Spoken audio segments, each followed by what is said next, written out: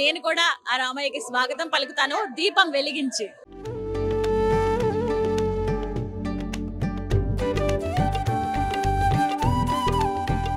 నా వంతుగా నా స్వాగతం ఇది. ఆ రామయ్యకు నేను స్వాగతం పలుకుతూ ఉన్నాను. ఎన్నో ఏళ్ల నిరీక్షణ ఇది, 500 సంవత్సరాలు దగ్గర దగ్గర.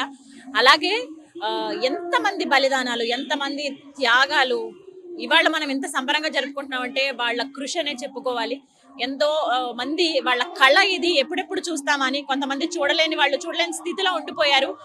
కనీసం మేము మా లైఫ్ టైంలో ఒక్కసారైనా చూస్తామా ఆ రామయ్య అయోధ్య రావడం అని భావించిన వాళ్ళు ఉన్నారు, అలా వెళ్ళిపోయిన వాళ్ళు ఉన్నారు. కానీ ఉన్నవాళ్ళు వాళ్ళు ఖచ్చితంగా వచ్చి ఎక్స్పీరియన్స్ చేయాల్సిన మూమెంట్ ఇది. నా జన్మ ధన్యంగానే నేను భావిస్తాను. మన జీవితంలో వచ్చే ఒకే ఒక్క అరుదైన గొప్ప అవకాశం ఇది, అయోధ్య రామయ్యను దర్శించుకోవటం.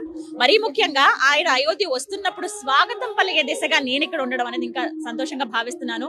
అందరూ చక్కగా వచ్చి అయోధ్య రామయ్యని దర్శించుకోండి. ఆ బాలరాముడు ఎంత ముగ్ధ మనోహరంగా ఉన్నారు. ఆ రూపం చూస్తేనే మనకి కళ్ళంతా మనసంతా నిండిపోతుంది కదా. నిజంగా అంత చక్కటి రూపాన్ని మనం ఇంకెక్కడ చూడలేం కూడా. ఆ నగుమోము, ఆ చిరునవ్వు, స్వామివారు అలా నుంచుని ఉన్నారు. చాలా సంతోషం అనిపించింది.